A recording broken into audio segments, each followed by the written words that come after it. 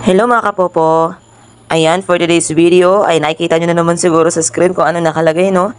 Ayan, suspended na naman tayo. Kahapon pa ako na-suspended. Kahapon ng mga, siguro mga tanghali, ganun. Tapos nagulat na lang ako na, akala ko tapos na yung task ko. Tapos pagtingin ko ganito na yung lumabas. Ayun, nakalagay dito mga kapopo is, and your account has been suspended due to rule violation until 2025, August 8. 9:38:14. Oh my gosh, hanggang mamaya pa alas 9 ako makakapag-task. Ayan, ang reason, pornography related. Hindi naman ibig sabihin yan, nagpo-porn tayo ha. Mga kapopo, hindi yan yung ibig sabihin yan.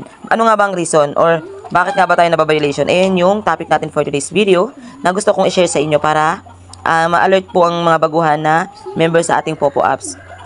At kung ano ka na, kung alert to ka na or alam mo na yung dahilan na to, at alam mo na kung ano yung gusto kong i-share sa inyo, pwede ka na mag-skip sa ating video para makapanood ka pa ng mga video tutorial na mas kailangan mo sa ating Popo apps.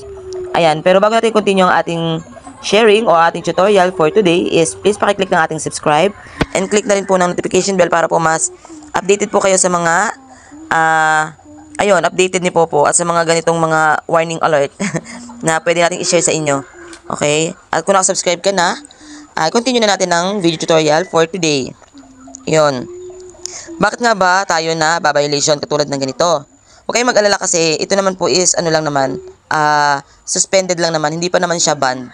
Pero pag lagi-lagi po tayo na suspended, may possible po na maban po yung ating account sa Popo. Sayang naman, 'di ba? Lalo na hindi tayo basta-basta pwedeng makagawa ng ibang account. Lalo na isang beses lang tayo makagawa ng account hanggang sa makapag-delete tayo ng ibang account. Okay? Pero pag nag-delete ka, medyo matagal-tagal pang process bago makagawa ulit ng panibagong account dito sa Popo. Ayun, gusto ko lang i-share mga kapopo yung na-experience ko kasi dalawang beses na, or hindi na dalawang beses, basta maraming beses na rin ako na, na suspended. Pero suspended lang mga kapopo, hindi po yun banned. Kasi mga minor lang naman yung mga reason. Okay? Naging reason nito is porn, gawa ng, yung ano ko ba, yung nang nakaraang reason din sa akin, ganito din yun, naliligo din yung baby ko, tapos, ayun, nakita din sa screen, habang nakasolo live ako, nakita rin sa screen na, yun, walang damit yung baby ko, tapos, siguro, na-detect niya na, yun, walang damit, siguro tagal niya nakita, mga, ano siguro, ilang seconds siguro niya nakita, sa screen, kaya yun, hindi ko na rin napansin kasi, ano akala ko kasi sa akin lang, nakatutok yung solo live ko, tapos, hindi ko napansin na, dumadaan-daan na pala yung baby ko sa screen, yun lang, kailangan natin ingatan yung ating solo live kasi masyadong masela ng solo live kaysa sa ating party live. Kaya ang party live is kahit naka-close yung mic and naka-close yung video o yung camera, is okay lang na mag-task tayo kasi natakbo na yung ano nun natakbo na yung timer. Pero kapag solo live mga kapopo, is sobrang maselan siya. Tulad ng sinabi ko nakaraan na bawal yung mga bawal yung ibang tao.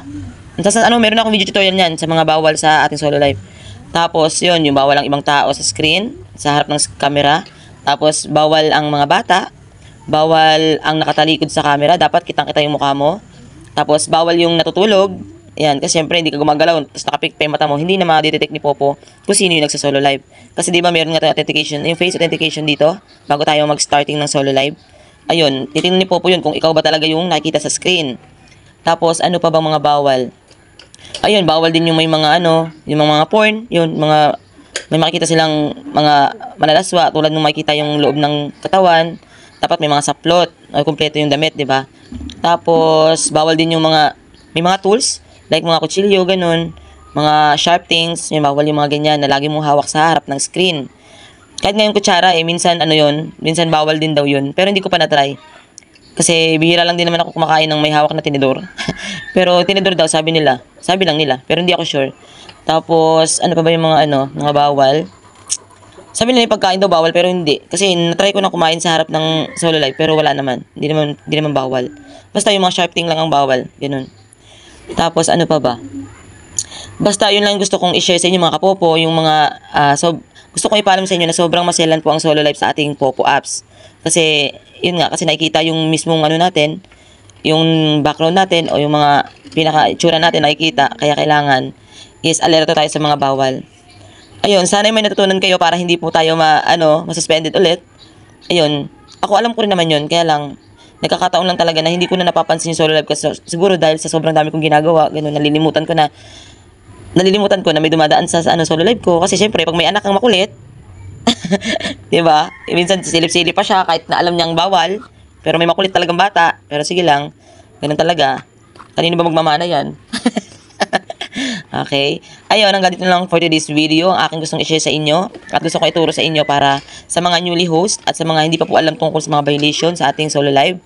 And sana po naka-subscribe ka na sa ating channel para po mas updated po kayo sa mga updated video tutorial na i-upload natin sa ating YouTube channel. And ayun, thank you for watching. See you on our next video tutorial.